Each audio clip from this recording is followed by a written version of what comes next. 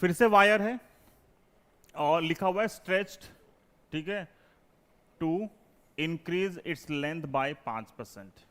इसको स्ट्रेच कर दिया ताकि इसकी लेंथ 5% बढ़ जाए, ठीक है। तो इस क्वेश्चन में लेंथ को सिर्फ 5% से इंक्रीज किया गया है और बोल रहा है परसेंटेज चेंज निकालो रेजिस्टेंस की। हमने पिछले चैप्टर्स में सीखा हुआ है परसेंटेज चेंज का फॉर्मूला। चलो पहले वहां तक पहुंचते हैं, फिर फॉर्मूला लिख देंगे वापस। अब क्या करोगे, यहाँ पे बोला लेंथ को 5% बढ़ा दिया, तो नई लेंथ क्या आएगी, पुरानी लेंथ, और उसमें 5% ऐड कर दिया। जब 5% ऐड करोगे तो ये 20 आएगा, L और L बाई 20 कितना आएगा, 21 बाई 20 L, ठीक है। ये L डैश आ गया। अगर ये L डैश आया तो मुझे बताओ निकाल के A डैश कितना आएगा। हमने पीछे भी लिखा था कि जो भी चेंज लेंथ में आता है एरिया में उसका इनवर्स चेंज आता है। तो जो भी फैक्टर था उसको उल्टा कर दोगे तो आपका एरिया आएगा। जैसे लेंथ डबल कर दी, 12 कर दी, तो 2 का इन्वर्ट क्या आएगा, 1/2 हो जाएगा।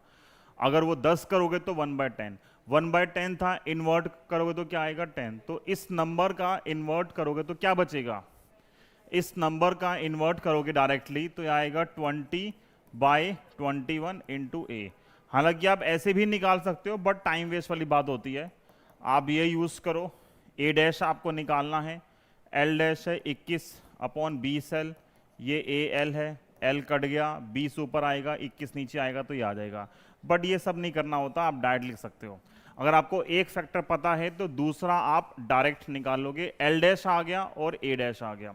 जब एल डैश और ए डैश पता है तो यहां से अब आर डैश क्या आएगा, आर डैश आएगा row L dash by A dash, R dash आएगा row L dash is 21/20L, और ये आएगा 20/21A। जो नीचे 21 था वो ऊपर पहुंच गया, सबसे नीचे की टर्म ऊपर जाती है, ये टर्म इधर जाएगी। तो क्या आएगा, 21 का स्क्वायर, 21 का स्क्वायर याद है 441, 20 का स्क्वायर 400, और रो L बाई ए, ये R डैश आ गया। तो R डैश की वैल्यू आएगी 441/400 और गुना में R।